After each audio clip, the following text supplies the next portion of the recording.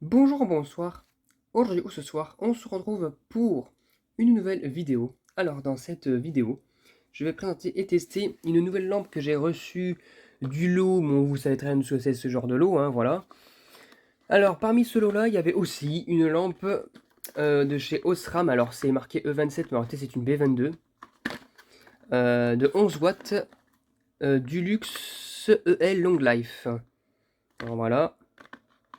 Energia, donc c'est à l'époque où les lampes elles n'étaient pas énergées ou je sais pas quoi.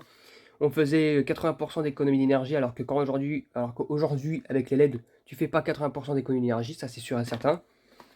Parce que comparer une lampe halogène c'est sûr il y a une différence, mais comparer une lampe flow compact non. Voilà.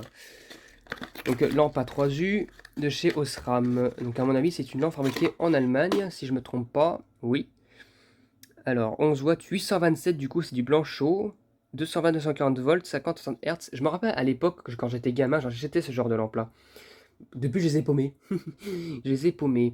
Ou alors, elles ont été utilisées ailleurs et depuis, elles ne fonctionnent plus.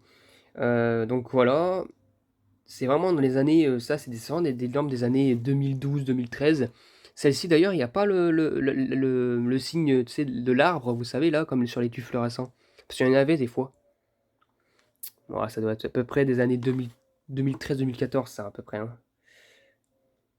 Quand même, les U sont bien plus épais. Donc, du coup, je vais la tester, puis c'est parti, hein. Allez, c'est parti pour le test. Les électrodes, elles sont où? Parce que je pense qu'il y a un préchauffage des électrodes dessus. Quand j'en avais acheté, il y en avait des préchauffages. C'est parti. 1, 2, 3.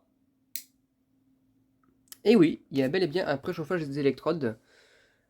Voilà. Parce que quand j'en avais acheté, je me rappelle à l'époque, j'avais pas de réglette ni quoi que ce soit. J'avais quasiment pas de collection du tout d'ailleurs. À part une réglette électronique de 16 watts pour les lampes T4. Et je sais plus quoi d'autre. J'avais, je pensais acheter, en gros, quand j'achetais ces genres de lampes-là, je pensais que c'était fur magnétique.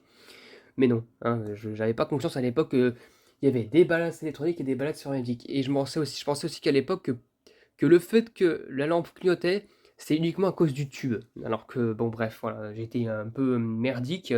J'avais quoi, 12-13 ans, même pas. Donc, et encore 12-13 ans, j'étais, je dirais même plutôt 10-11 ans, hein. Parce que quand j'ai eu ma première réglette, c'était vers 12-13 ans à peu près, je me rappelle plus.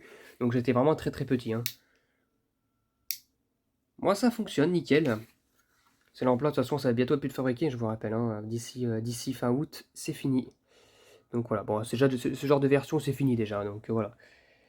Magnifique. Elle fonctionne nickel, un joli blanchot toute neuve. Voilà.